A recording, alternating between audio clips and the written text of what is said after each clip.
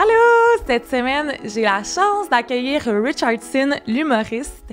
On va parler de son parcours, de ses inspirations, de quelques anecdotes. Donc, vous voulez vraiment pas manquer ça, restez à l'écoute.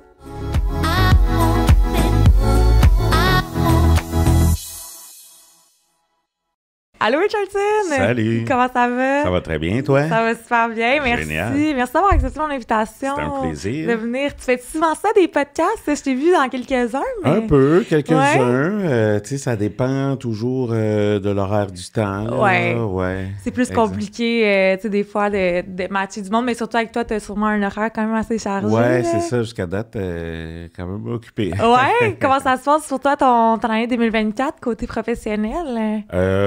C'est extraordinaire. Beaucoup de beaux projets à l'attente. Je suis toujours la tournée de mon One Man Show Zéphyr. Oui. J'anime des soirées d'humour. Et puis, sûrement cet été, on va tourner la 2e saison de la série La Kainou. OK, très cool. Ça se passe très bien. C'est cool. Ouais, puis d'autres trucs que je peux pas annoncer encore. Donc, exactement, mais restez à l'affût sur ses réseaux sociaux, c'est sûr que tu vas pouvoir parler de ça. Puis, je t'invitais, Richardson, pour parler autant de ton parcours, mais aussi de l'impact de l'humour sur la société. Comme vous le savez tous, tout au courant, on a une pandémie il y a quelques temps. Puis, c'est sûr que l'humour... Toi, t'as été habitué sûrement de le faire justement, tu sais, dans tes one-man shows, en personne et tout. Comment ça a été pour toi un challenge de changer un peu ton média ou de voir comment l'humour pouvait impacter la société dans des temps plus difficiles comme une crise de pandémie? C'est sûr que pendant la pandémie, il y a beaucoup d'humoristes qui se sont tournés vers le web. Ouais. Moi, j'avais déjà je faisais déjà du web un peu avant, là, 2016 à 2018, je vais dire, j'étais quand même assez actif sur le web. Donc là, quand la pandémie est arrivée, c'était peut-être une période où j'étais un petit peu moins actif, fait que je l'ai été un peu quand même. Des capsules web, il y avait des shows d'humour aussi en Zoom, admettons. Mais pour moi, la pandémie, oui, j'ai fait un peu de web, mais ça a été aussi une pause pour faire d'autres trucs aussi, juste tomber en écriture, puis ouais, exact. Fait que vu que j'avais plusieurs chapeaux, les tournages étaient permis, fait que j'ai pu faire des tournages, l'écriture, fait que ouais. Ah, c'est cool, ça. Ouais. Parce que ton parcours, c'est ça, c'est pas juste, comme tu as mentionné, tu as plusieurs chapeaux. Ton parcours, est-ce que ça a commencé en tant qu'humoriste ou est-ce que tu peux nous en parler un peu de comment que ça a commencé, cette carrière? Moi, je dois dire que ça a commencé surtout beaucoup avec l'improvisation. Ça, j'en faisais pas de façon professionnelle, mais j'en faisais beaucoup. Là, c'est ce qui m'a donné la piqûre ou l'amour de la scène. Donc, suite à l'improvisation est venu l'humour, le stand-up classique, sur scène, les galas, les comedy clubs, mais aussi de la télé aussi un peu, là, des émissions de variété, des sketchs. Fait que je dirais que j'ai commencé l'humour en 2009, puis mon premier showcase télé, c'était une émission qui s'appelait Nous avons les images. OK. Ça, c'était en 2012. Ça jouait à Super Écran. C'était une émission animée par Anthony Cavana. Fait que c'était un talk show. Puis il y avait une section sketch aussi. Fait que là, moi, j'étais dans les comédiens maison. OK, c'est cool, ça. Fait que t'as comme autant touché, justement... C'était aussi l'humoriste en toi qui était là, mais c'était aussi, tu t'étais sur les plateaux de tournage, de télévision, puis tout. J'ai une carrière de comédien également. Comme je dis, j'ai pris plusieurs chapeaux. Donc, c'est ça, depuis des années. C'est long quand tu commences, le jeu, là. Commencer par faire de la figuration de 3 ans, passer des 3e rôles de 3 ans, des 2e rôles, puis des premiers rôles. Fait que tu sais, j'ai joué dans plusieurs trucs. Des petits rôles comme Trauma, je suis dans 4-5 épisodes,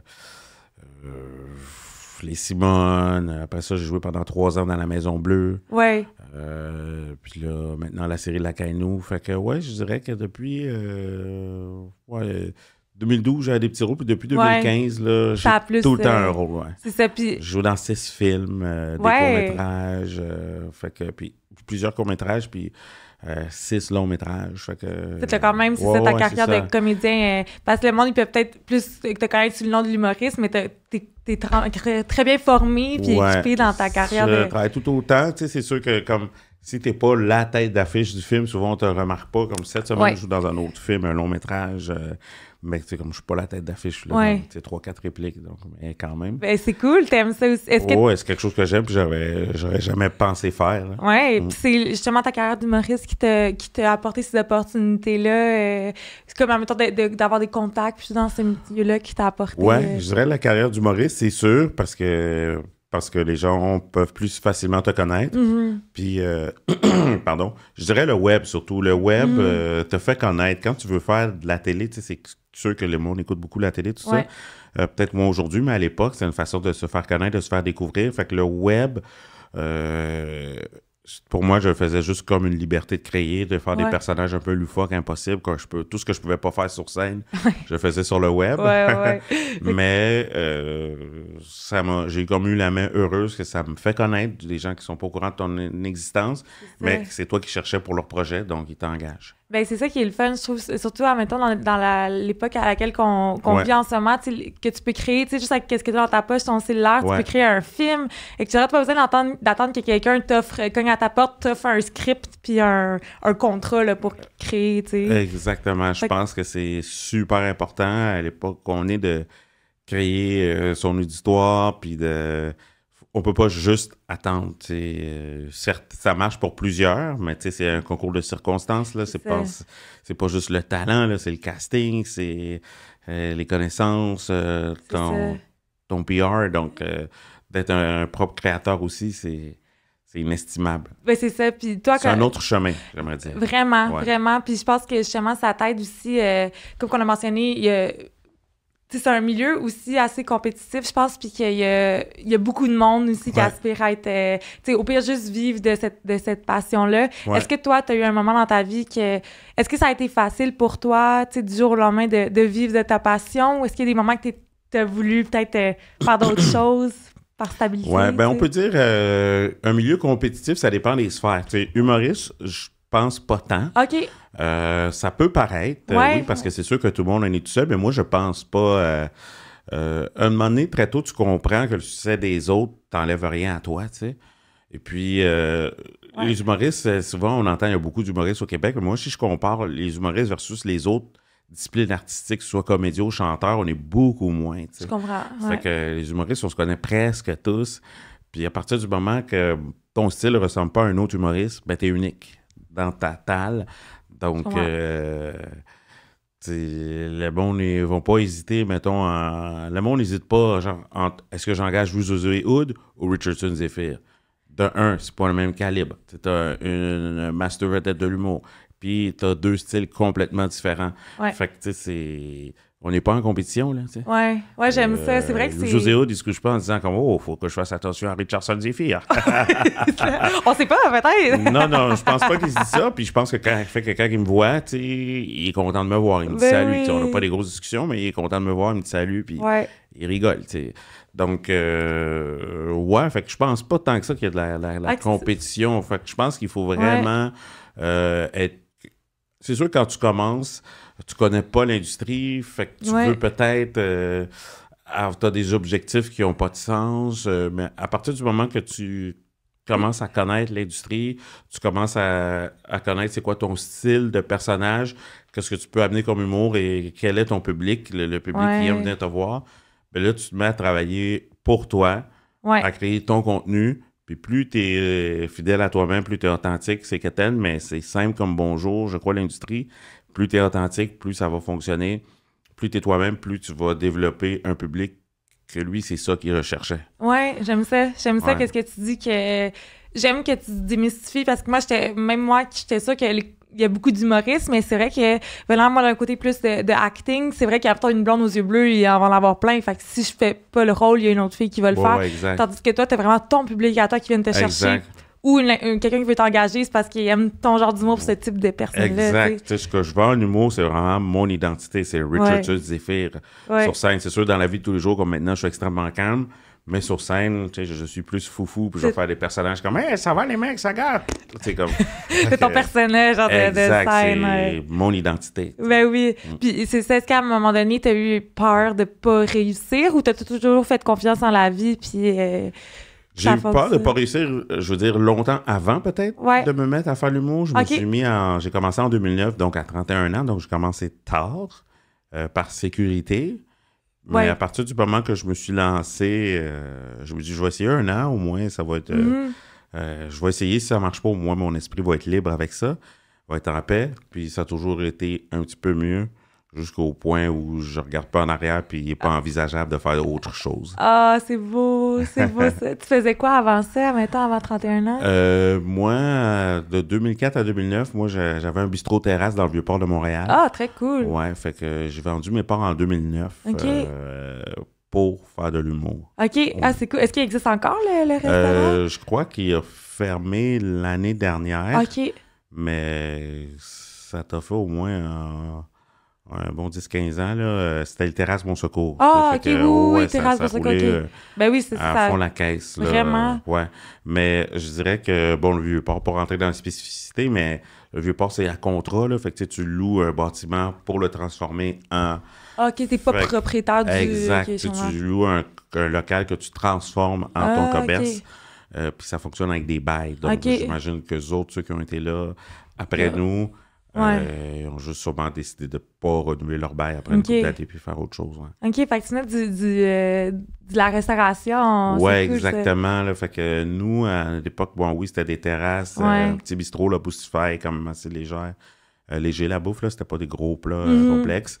Puis beaucoup d'événementiels, beaucoup de corporatifs. Puis il y avait un amphithéâtre en arrière, fait que nous, on faisait des spectacles aussi. Ah, est-ce que tu as déjà été sur scène dans ton propre...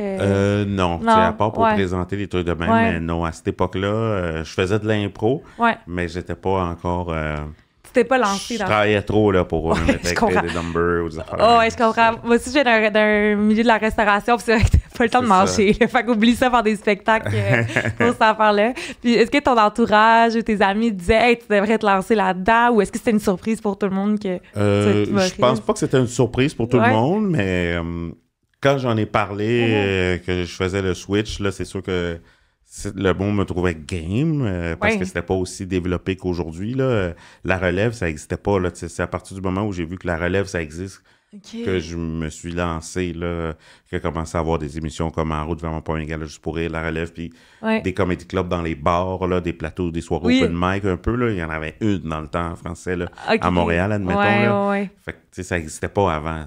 Quand ça s'est mis à exister, c'est là que je me lançais. Que tu t'es lancé. Là. Puis c'est vrai que, comme tu dis, à Montréal, je pense qu'aux États-Unis ou peut-être dans d'autres pays, c'était peut-être un peu plus lancé de l'avant. Est-ce que ça t'inspirait aussi ou c'était vraiment plus à Montréal que tu voulais... plus à Montréal. J'aurais pas été aux États-Unis, c'est sûr que c'était immense, mais là, pour percer, t'es dans un océan, ça prend de la magie. Vraiment, je comprends. J'ai aucune idée, là. Tu sais, comme quelqu'un qui dit qu'il veut faire de l'humour ici au Québec, je peux l'aider, je peux bien le conseiller.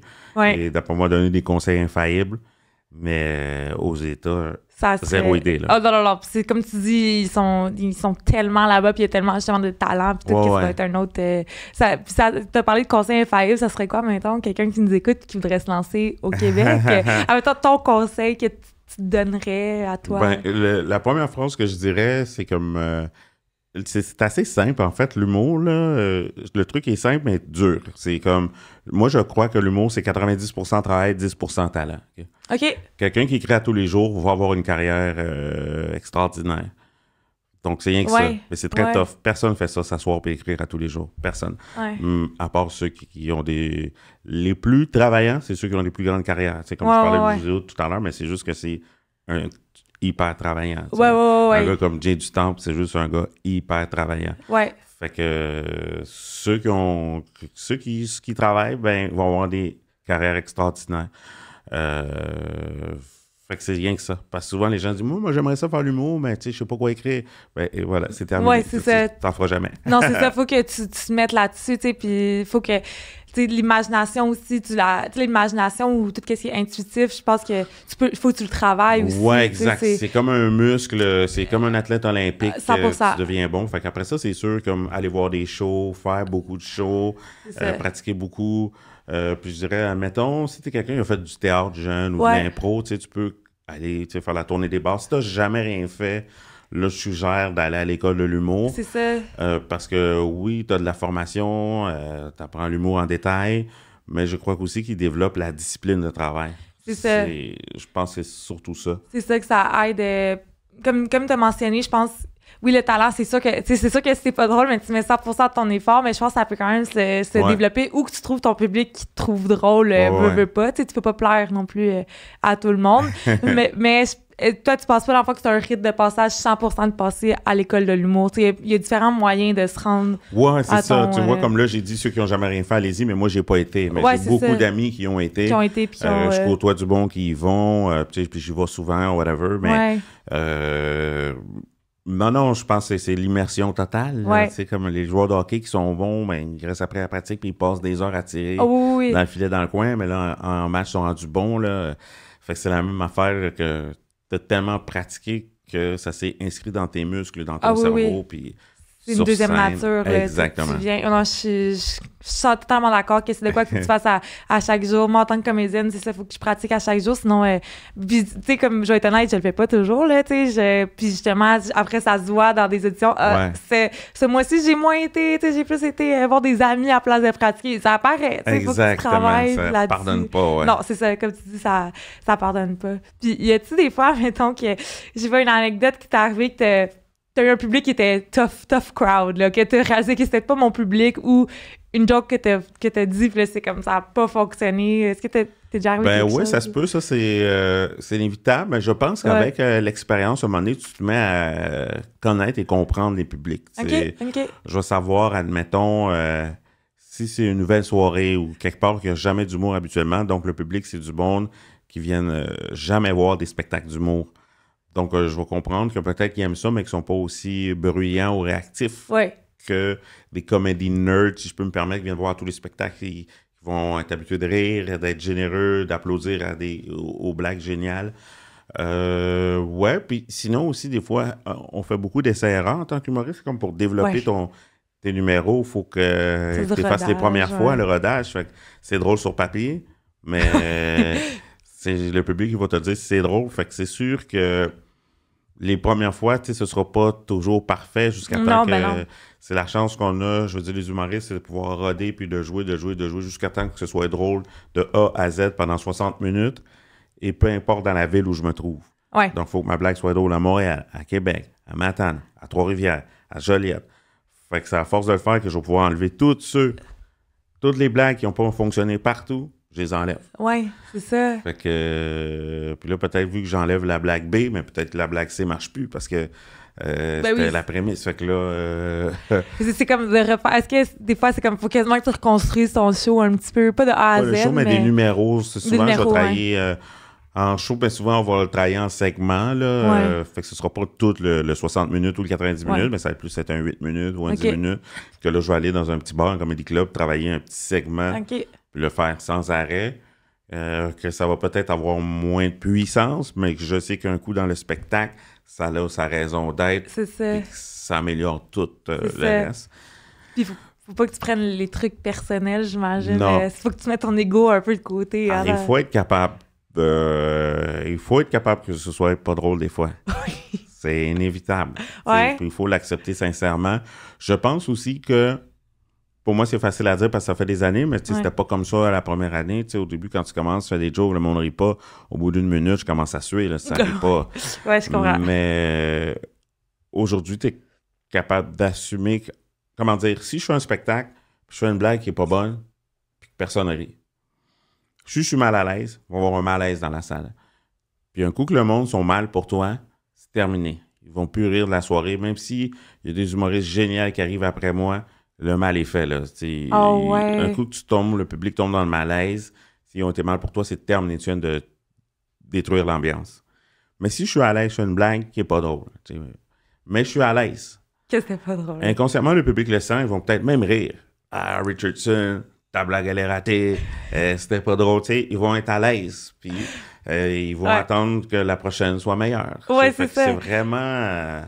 il faut être à l'aise aussi. Et puis ça, c'est juste le temps et la pratique qui fait en sorte que tu acceptes d'avoir l'air débile des fois. C'est ça, puis comme là, tu as commencé ça, tu dis en 2009, ça va faire 15 ans, la fois, cette année, c'est ta 15e année, puis comme tu dis, ça veut pas dire, tu sais, l'erreur, pas l'erreur humaine, mais ça se peut que des fois, même après toute ton expérience, que t'es quand même un humoriste quand même assez de renommée, puis qu'il y a une joke qui finalement marche pas, mais au moins t'as la prestance, la confiance d'être comme, gars, N'importe qui, je veux dire, même avec plein d'expérience, ça peut arriver des fois que tu fais une joke. Exact. Puis le monde peut en rire. Oui, c'est ça qui est important. Fait que ça, c'est un coup que tu l'acceptes sincèrement, que c'est inévitable parce que à chaque année, c'est à chaque fois qu'on fait un numéro, pas mal tous les humoristes que je connais, là, quand on fait un nouveau numéro, on est stressé, puis on ne sait pas, on a un peu comme la master confiance, le même rythme que le numéro que je joue depuis des années, que j'ai un rythme effréné, que tout est placé à virgule près, les gestes, les mouvements, que je peux me permettre d'improviser parce que ça arrive beaucoup, mais là, pas sur un nouveau numéro, là, j'ai vraiment moins de dextérité. Je comprends, là, tu sais, puis tu penses qu'à un moment donné, tu penses que c'est un travail à continu, que ça va toujours être de même, que,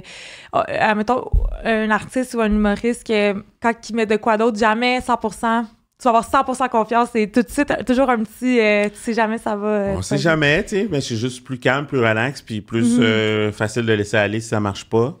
Puis si ça marche pas, je peux facilement retomber dans du matériel que j'ai déjà. Mais tu sais, il faut faire des nouveaux numéros tout le temps pour des galas, pour faire un nouveau one-man show. Les festivals. Ouais. Puis, non, moi, j'assume ça. Ouais, t'assumes ça, j'aime ça. Ouais. C'est une belle comme qualité, je pense, de pouvoir mettre ton ego puis juste passer de l'avant avec ça, puis t'assumes. Ouais, c'est ça. Il faut, sinon tu vas souffrir. Si t'as de l'ego, tu vas juste... Puis tout le monde va souffrir avec toi, puis les autres humoristes aussi, fait que c'est pas le fun. Tu pourras pas évoluer ou avoir de nouveautés. Mais c'est ça, faut que tu plantes, si on veut, pour grandir de ça, puis t'en faire d'autres. Exact. Mais quand t'es à l'aise, en fait, c'est drôle à dire, le monde a peur de se planter, mais quand t'es à l'aise, tu te plantes plus jamais. Ah, OK. J'aime ça. Mais moi, vu que je viens du monde de l'impro, j'ai cette pensée-là. Là, OK. Parce que même si c'est pas drôle, ça a le fun pareil. Oui, ça serait jamais... tant que t'as du fun, mais c'est ça. Puis je ferais pas... Il y a plusieurs écoles de pensée. Là. Les humoristes vont aller dans un bar puis ils vont faire 12 minutes de nouveau. Genre, moi, je fais jamais ça. Là, je vais le mettre dans le milieu. Je vais commencer avec 2-3 bonnes blagues. Je vais essayer mon nouveau 5-6 minutes puis je vais finir avec... on appelle ça des sandwichs à la marde, mettons. Mais je fais pas... si le monde a payé, il faut qu'ils rient. Là, puis là, peut-être que je vais avoir la main heureuse puis que mon nouveau stock aussi... du premier coup, là, ça va être chouette dans la bonne track, là, bien souvent, parce que je pense qu'avec les années d'expérience, je pense que la première écriture est plus souvent bonne. Ça me prend pas comme 20 coups comme en 2009. Mettons, là, ça me prend 2-3 coups, je suis dans la bonne track. C'est rare que... Puis là, vu que j'ai beaucoup de collègues, je peux appeler des collègues humoristes. Qu'est-ce que tu penses de ce joke-là ou cette idée-là, de ce sujet-là? Donc, vraiment plus rapidement. Je sais, même, admettons, vu que ça fait plus longtemps, je me connais plus, je sais aussi qu'il y a certains sujets, certaines blagues qui sont drôles, mais que ça intéresse pas le public. Admettons, des sujets qui sont drôles, mais qui sont peut-être tristes, comme parler d'inflation, de trucs de même. Dans ma bouche à moi, ça marche pas. OK. Selon mon personnage, comment que le monde m'a connu à la télé ou sur scène, des trucs un peu plus méchants, corrosifs. Dans ma bouche à moi, ça marche pas. Okay. Il y a ça aussi. Je comprends qu'est-ce que moi, comme véhicule, les sujets que moi, je peux aborder, traiter, qui vont plaire aux gens. Là. Il y a des trucs que les gens veulent pas me voir faire. Là, que pour un autre humoriste, ça va être un standing. Pour moi, c'est comme... Non, genre... Puis ça te dérange-tu, ça? Pas du tout. Non, pas du tout. C'est juste, je pense, se connaître. Oui, tu t'apprends à te connaître tout. Puis c'est quoi, mettons, que les personnes aiment t'entendre parler, en même temps que t'as le best standing ovation? Moi, je pense... Moi, je peux pas être corrosif. Ouais, OK, c'est ça. Tu peux... Il faut que ça soit comme... c'est drôle, puis moyen.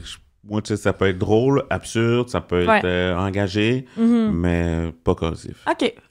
Puis comme tu dis, t'es bien avec ça, puis ça tu connais ton... c'est un privilège d'avoir faire des stand-up, là, d'être sur scène du monde. Mais écoute, on va pas commencer à chialer. Ben non, c'est ça sur les goûts. Tu vis de ça, c'est le fun. C'est inespéré, inestimable. Oui. Puis tu parlais tantôt justement que des fois t'appelles tes collègues humoristes parce que tu as sûrement fait une famille d'amis là-dedans. Des fois, est-ce que justement, il y en a que... peux brainstormer avec eux ou t'inspirer ou quoi que ce soit, ou c'est resté pas mal... Non, il y a du brainstorm. C'est sûr qu'il y a des collègues que tu vas te tenir avec plus souvent. Souvent, ce qu'on va faire, on va être 2 humoristes, on va aller dans un café, puis pendant 1 heure, on va travailler sur mon texte, puis après ça, la 2e heure, on va travailler sur ton texte. C'est comme un échange. Il y a des auteurs aussi en humour. Fait que souvent, moi, la façon que je vais aimer travailler, admettons, je fais un gala, fait que je vais avoir mon numéro, tu sais, qu'il faut que je fasse un 6 minutes pour la télé. Je vais commencer à écrire, je vais commencer à jouer pendant un mois, 2 mois, je vais jouer mon numéro 50 fois, tu sais. Fait que je vais peut-être avoir 20 minutes de matériel. Là, je vais essayer de le réduire à 10-12. Puis là, je vais appeler des auteurs. Puis eux, ils vont... Puis là, eux vont passer dedans. Je vais essayer de me rendre le plus loin possible jusqu'à temps que je sois bloqué. Puis là, je vais aller de travailler avec des auteurs pour essayer d'améliorer encore le numéro, aller plus loin, voir les angles que j'aurais pas vus. Juste peut-être ajouter 1 ou 2 blagues à des trous pour encore augmenter le numéro. Y a-t-il des auteurs humoristes, des auteurs d'humour qui sont pas humoristes, comme que c'est juste des ghostwriters? Plusieurs. Il y en a beaucoup. Je savais pas. Autant ghostwriter, peut-être pour un numéro gala, mais pour les one-man show, il y a des auteurs, puis tu sais, aux Oliviers, Gala des Oliviers, tu vas voir, il y a le prix auteur de l'année. Je savais. J'avoue, j'étais pas au courant de ça. Non, puis je dirais, tu sais, à l'école de l'humour, je sais qu'il y a 2 volets, là, interprète auteur, puis moi, je dirais le placement auteur.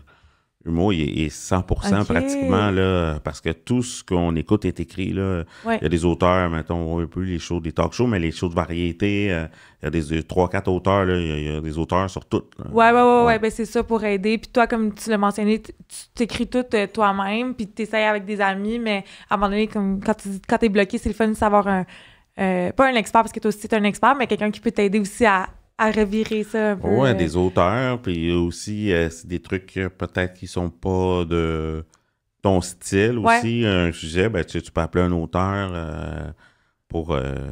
avoir son avis là-dessus, exact, son input, ou des textes, des buts, des auteurs sur tout, là. Ouais, qui t'aident.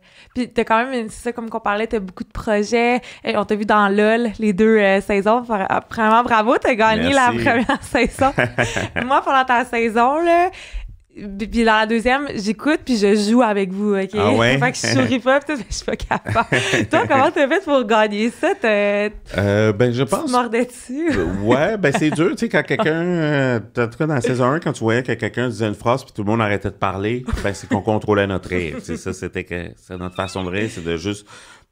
d'essayer de pas rire. Ça fait mal, mais je pense que... Moi, tu sais, j'ai connu avec C'est quoi avec Laurent Paquin. Puis moi, je pense, ce qui m'a motivé, j'en ai pas parlé avec Laurent, mais je suis persuadé que c'est ça qui l'a motivé aussi. Moi, je suis impliqué avec ma fondation, le regroupement des auberges du cœur. Oui. Puis lui aussi, je pense qu'il était impliqué. Fait que je pense qu'il voulait vraiment donner l'argent, tu sais. Fait que, tu sais, quand tu travailles avec une fondation, tu vois que tu peux leur donner un bon magot. En tout cas, moi, c'est sûr que c'était une motivation énorme. Là. Énorme, clairement, parce que je suis sûre que tout le monde est avec vous, vous êtes 10 environ, non? Ça va être 10. Puis, tu sais, tout le monde est vraiment motivé, mais je pense qu'à un moment donné, ton corps te lâche. Ton corps te lâche. C'est sûr que c'est l'inattention ou... des sourires, des fois aussi, des sourires, mais des fois, des sourires, pas à cause d'une blague, mais à cause de... Il y a des affaires qu'on est habitué de faire en souriant, comme dire bonjour ou là, des personnages. Fait qu'il y a ça aussi, là, que t'as des habitudes... internes, des réflexes qui sortent que t'es pas censé. Dur à briser, Toi, t'as pas eu de faute, hein, je pense. T'as eu tout en... Ah, OK. Mais en tout cas, tu sais, parce que tu peux... Je pense qu'à un moment donné, vous étiez tellement bon qu'il était comme vous avez même pas... mais je sais pas si t'en as eu un. Puis là, en tout cas, t'as été super, puis ils t'ont même réinvité à la deuxième saison, hein. Ouais. Ben, ça qui est drôle, parce que vu que ça devient long, tu sais, oui, c'est un 6 heures, ils font comme si, mais nous, la partie concours, ça durait 8h30, tu sais. Fait qu'à la fin de la journée, on est un peu zombie. Fait que c'est sûr qu'il y a plein de trucs en l'envoyant que je me souvenais pas d'avoir fait, là. C'est clair, là, ton cerveau... quelques trucs, mais tu sais... Fait que c'est quoi, mettons, pas la différence, on le sait, parce que t'étais là en tant qu'invité, essayer de faire rire le monde, mais est-ce que tu compatis... est-ce que tu les voyais, c'était comme je compatis avec... C'est sûr que c'est le fun de voir... quelqu'un dans les chaussures que t'as marché, utilisé, c'est le fun de voir comment qu'eux ils vivent. Tu te reconnais dans je sais, dans la saison 2, tu vois souvent Rosalie, genre quand il y a une blague, arrêter de vivre, puis être comme... Fait que je sais exactement c'est quoi cette émotion-là, cette souffrance-là d'essayer de pas rire. Fait que c'est le fun. Parce que Je reconnais exactement c'est quoi cette émotion. Ouais. Puis toi aussi, t'as fait un show d'humour, puis tout. T'as pas ri, hein? Toi non plus, je pense pas Non. dans la deuxième. OK, Non. T'es bon parce qu'il y en a qui riaient en pleine face, il y en a qui pouvaient... Ouais, je pouvais sourire. Ok. Tu sais, j'ai souri pas mal, là, Ouais, mais ouais. OK. Ben, c'était le fun. Le plan, c'est d'aller là, puis d'essayer d'être le plus vite possible. Puis vu que j'avais une petite équipe, fait que c'est rien qu'essayer de Ouais. garder le contrôle, puis que Ouais. ça se passe, mais en même temps de les laisser aller un peu. Si, mettons, Carmen, je crois qu'elle était très dangereuse, puis qu'elle les a fait beaucoup Oui, souffrir. Tu sais. ouais, surtout Rosalie. Là, Ouais, c'est ça. Fait que c'était juste comme en maître d'orchestre d'essayer que ça roule le plus possible, mais en même temps de les laisser attaquer quand il y avait une quand opportunité. Ils pouvaient, là. Ouais. Puis toi, c'est ça, le monde, ils ont ri là, sur ton profiterole, puis ton patate à la Ouais, première ouais. saison, c'était hilarant. Moi, j'aurais pas... Ben, je perdais dans mon salon. J'étais comme, c'est malade, là. Puis c'est ça, comme on a pensé que t'as beaucoup de projets, puis tout, c'est une belle carrière. Comment tu fais pour dealer avec ça, avec ta vie personnelle, professionnelle? Des fois, est-ce que ta vie professionnelle prend beaucoup de... J'imagine qu'elle prend beaucoup de ton temps. Ouais, c'est sûr. Ben, c'est sûr, je travaille avec une agence, là, Ouais. agence artistique Corinne Dugas. Fait que c'est sûr, c'est cool, là, sont 3-4. Fait que c'est sûr que moi, j'essaie de rien gérer, là, que tout passe par eux pour que l'horaire soit, tu sais, vraiment bien organisé. Ouais. Entre Puis, ben, c'est sûr que je travaille beaucoup. Ben, je suis quelqu'un qui aime ça, travailler. Pour moi, tu sais, c'est pas une job. Même quand j'avais le bistrot terrasse, c'était de 7 jours sur 7, 12 heures par jour, tu sais. Fait que j'aime ça, là. Ouais. Je suis pas en train de lever des boîtes. Fait Faire la que plonge. c'est sûr qu'il faut que je fasse attention, là. Avec ta vie, excuse-moi, Ouais. avec ta vie personnelle, là, parce que surtout que t'es une agence, mais en même temps, être un artiste, un humoriste, c'est un peu aussi être un travailleur autonome, tu sais, fait que des Ouais. fois, t'as pas les mêmes congés ou la même stabilité, on va dire, Ouais. que quelqu'un qui travaille dans un 9 à 5. Fait que Là, maintenant, je commence à être un peu moins pire, mais mes premières années, Ouais. c'est sûr que j'allais, tu sais, à aucun anniversaire Ok. d'amis, des fêtes familiales. C'est sûr que, tu sais, parce que surtout, c'était soir et week-end. Beaucoup, les spectacles, c'est le soir, Ouais, c'est ouais. le week-end. Fait que les gens, normalement, font du 9 à 5. Les fêtes vont être le Ben- vendredi, samedi, mais moi, c'est là qu'il y a les bons shows. Ouais, c'est Donc, ça, mais tu peux pas, ouais, je te comprends là-dessus. Je l'ai pas ça, là, mais quand j'étais serveuse dans le temps, justement, Ouais. tu peux pas, c'est comme, tu le sais, là, t'as été aussi, sûrement que c'était ça un peu quand t'étais aussi propriétaire, tu manquais sûrement des fêtes, des anniversaires, fait T'es que... en conflit directement, exact, Oui, l'horaire. avec ça. Fait que t'es capable, tu trouves que t'as un bel équilibre Ben, en je ce moment. dirais que maintenant, je suis moins pire. Ouais, puis ça, l'équilibre, ouais. Maintenant, ça aide aussi que je sois en tournée avec mon one-man show. Ouais. Fait que ça, c'est sûr, ça donne une pause parce qu'au lieu de jouer à tous les soirs, parce qu'avant, je jouais pratiquement tous les soirs. OK, quand même. Là, je joue 2-3 fois semaine. OK. Tu sais, au lieu de jouer tous les soirs. De tous les soirs, ouais. Ouais. Ça te fait comme une belle... une petite pause, puis en plus, tu travailles sur ton matériel, ton one-man show, puis tout, Ouais. c'est super... Tu sais, c'est le fun de Ouais. faire ça, là. Puis, y a-tu des humoristes ou des personnes qui t'inspirent dans le domaine, que c'est ça qui t'inspire, que t'aimerais... Ben, c'est sûr, il y en a beaucoup, là. Moi, avant, tu sais, de faire l'humour, avant tout, j'étais un grand consommateur d'humour. Ouais. Là. Fait que j'en ai consommé beaucoup, là. C'est sûr, mettons, du côté des humoristes américains, tu sais, mettons, il y a Dave Chappelle. Ouais, tu sais, ouais. moi, dès que j'ai vu le Chappelle Show, comme un mois après, je faisais des shows. OK. Tu sais, c'est sûr, j'ai beaucoup aimé Eddie Murphy, jeune, Richard Pryor, Chris Rock. Chris Rock, je m'en ai inspiré beaucoup peut-être au niveau de l'énergie sur scène. Ouais. Parce qu'avant, moi, j'étais calme, puis comme je suis. Puis Ouais. moi, je suis bien avec le monde, pensait que j'étais gêné, mais moi, je suis pas gêné. Non, mais t'es juste je tranquille. comprends que moi, il faut que j'aide l'énergie. Fait que je me suis inspiré beaucoup de Chris Rock pour son énergie, sa Ouais. façon d'attaquer, Sam Kinison. Puis au niveau de la carrière, moi, je dois dire que j'imite celle de Martin Lawrence, OK. l'acteur, parce que lui, il a animé beaucoup de Comedy Club, Def Jam Comedy, c'était Ouais. un show. Fait qu'il était animateur, il a fait des one-man shows, mais il avait son sitcom, fait que beaucoup de comédie, puis beaucoup de films, donc j'essaie d'imiter sa carrière, tu sais, stand-up et acting, Ouais. animation. Puis c'est ça, au Québec, il y a beaucoup des gens comme, admettons, Olivier Martineau, Simon Leblanc, François Bellefeuille, Ouais. Virginie Fortin, c'est au niveau des textes, les meilleurs textes. Jay du Temple, au niveau de la carrière. Ouais, il est très diversifié. Ouais, c'est ça. Puis la façon qu'il s'est construit, de sa carrière. Fait que j'essaie d'imiter beaucoup. Fait que c'est ça, il y a beaucoup... c'est super actif ici aussi. Là. Ben oui, vraiment. C'est un peu des gens drôles, mettons. Oui. François Bellefeuille. Ben oui, François Bellefeuille. Moi, je l'ai vu jouer dans les bars, puis j'ai vu la première fois qu'il a fait son personnage. Oui. Le Switch, puis là, comment que ça a été fulgurant après. Ben oui. Fait que, ouais. Puis, j'aime la manière que tu l'amènes, puis comme tu nous as mentionné aussi au début de l'épisode, que c'est vraiment...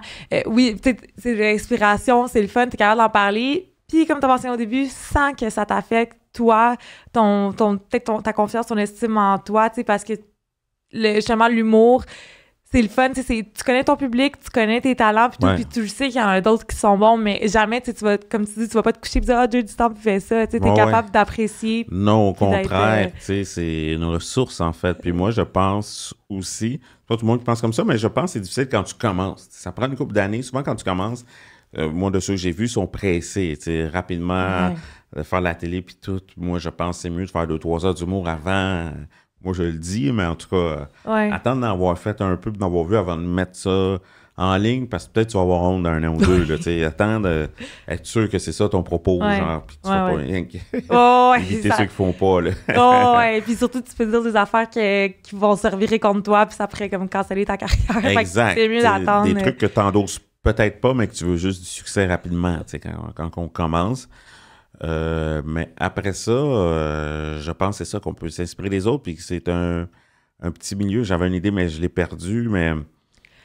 que le monde, je pense qu'ils veulent le succès instantané. Ouais, c'est ça. Mais je pense que c'est un petit milieu, puis les autres, je pense en tout cas, on a la chance, un petit milieu, il faut pas être jaloux, c'est toutes des ressources. Oui, c'est une belle grande famille. Là. Ben non, oui puis non. Là, oui, mais je veux pas comme vendre ça comme ça, être têteux, mais en général, la majorité du monde est smart. Des bonnes intentions peut-être par rapport à toi. Là. Puis le monde aime ça aider. Pas juste par rapport à moi, par rapport à tout le monde. Le monde aime ça aider en général. Là. Comme tous les milieux, tu vas en avoir un ou deux par rapport à Tana, mais sinon, la majorité... C'est amour. Ils ont des bonnes. Ouais. Puis tu dirais quoi, mettons, au petit Richardson, que peut-être quand tu étais jeune, peut-être l'humour, ça t'intéressait. Puis tu lui dirais quoi maintenant, aujourd'hui, en 2024? Je pense que je lui dirais rien. Ouais.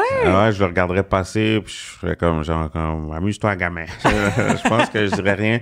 Non, je suis content de mon parcours. Je pense que si j'ai la carrière que j'ai aujourd'hui, j'aurais peut-être eu plus de succès en commençant à 20 ans, tu sais. Mm-hmm. Mais peut-être que je serais aussi devenu un tas de merde. Donc, je suis content d'avoir commencé plus tard, à 31 ans, d'avoir eu l'expérience que j'ai. Je pense aussi que j'ai commencé au bon moment au niveau dans le paysage culturel québécois, mon ethnicité. C'est sûr que ça n'a pas nuit d'avoir un background d'entrepreneur. Fait que c'est sûr que j'ai beaucoup produit... de soirées d'humour partout à travers la province. J'ai pu engager beaucoup d'autres humoristes. Fait que j'ai pu me faire connaître, me faire un nom, me faire apprécier, aimer en engageant, en payant du monde.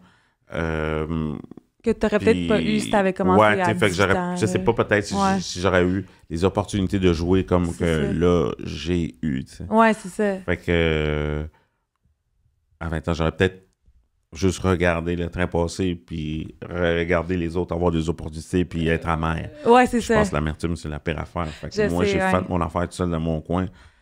Plus tu fais ton affaire, plus ça se passe. Plus le monde va venir te voir. Mais c'est ça, t'es pas le premier à me dire ça, de se focusser sur tes propres choses, puis d'avoir les bonnes intentions, puis croire en ta vision, puis en ton travail, puis...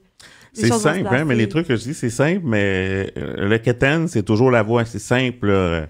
Faire tes trucs, être authentique. Moi, je dis toujours, tu peux pas fluer une masse. T'sais. Un public, ensemble, si tu inventes des anecdotes, ils vont rire, mais ils vont pas s'en souvenir. L'authenticité, tu peux pas flouer le monde. Fait que c'est quétaine, mais c'est simple. 90% travail, 10% talent, faire tes affaires pour toi, authentique.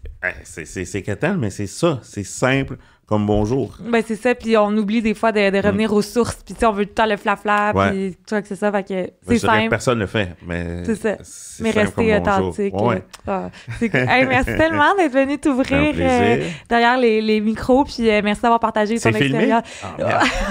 T'étais super beau, ça s'est bien passé. Bon, faut que j'aille effacer ce microfilm. Vous en savez trop. Hey, merci tellement, puis merci à tout le monde de l'avoir écouté, puis on se voit la semaine prochaine.